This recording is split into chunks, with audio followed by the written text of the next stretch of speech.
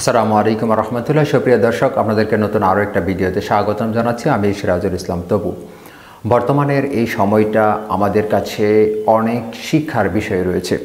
আপনি আমি এই সমাজ থেকে অনেক শিক্ষা গ্রহণ করতে পারি যদি আমরা দিন শেষে, সপ্তাহ শেষে, মাস শেষে যদি আমরা আমাদের কাজগুলোকে রিয়েলাইজ করি, আমরা যদি একটু পর্যালোচনা করি, তাহলে আমরা বুঝতে পারবো যে এই সমাজে এত বিশৃঙ্খলা কেন, এত হত্যা, হানাহানি, মারামারি কেন।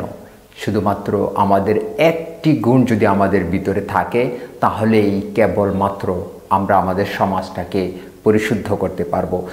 সেই বিষয়টা হলো আমরা আত্মশুদ্ধি করব, আমরা আমাদের জীবনের পর্যালোচনা করব। আমাদের প্রত্যেকটা দিনের 24টা ঘন্টার আমরা কি কাজ করেছি। আপনি যদি দিন শেষে 24 ঘন্টার হিসাব মিলান, ভালো কয়টা কাজ করেছেন, খারাপ কাজ কয়টা করেছেন, আপনি যদি সেই খারাপ কাজগুলো থেকে মুক্তি পাওয়ার জন্য বা সেইগুলো থেকে সংশোধন হওয়ার জন্য পরের দিনটা আপনি চেষ্টা করেন, তাহলে আপনি অবশ্যই ভালো হতে পারবেন। এটা কোনো রাষ্ট্রনায়ক আপনাকে সংশোধন করে দিবে না, এটা আপনার ব্যক্তির আত্মশুদ্ধি, এটাকে আপনাকে সিদ্ধান্ত নিতে হবে। তেমনইভাবে প্রত্যেকটা মানুষ যদি তার সপ্তাহ শেষে, পুরা এক সপ্তাহ সে কী কাজ করেছে, কয়টা ভালো কাজ করেছে, কয়টা খারাপ কাজ করেছে, এটার জন্য সে যদি একটা নির্দিষ্ট সময় রাখে, তাহলে সে অবশ্যই ভালো হতে পারবে।